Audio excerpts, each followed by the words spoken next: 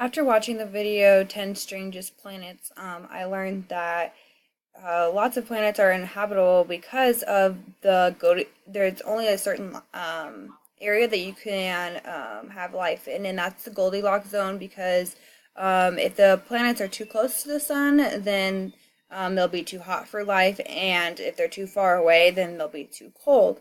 There was only one other planet that was discovered that could be livable, and that was Kepler 2483b.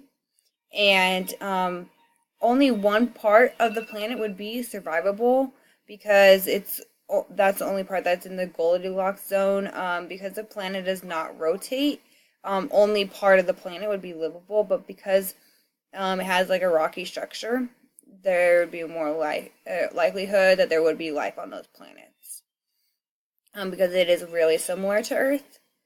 I thought another interesting fact was the puffy planets. I also really enjoyed the name. I thought it was kind of funny. The puffy planets have a they're huge, but have a super low density. The one in the video that was showed was 1.9 times bigger than Jupiter, and Jupiter is the biggest planet in our system.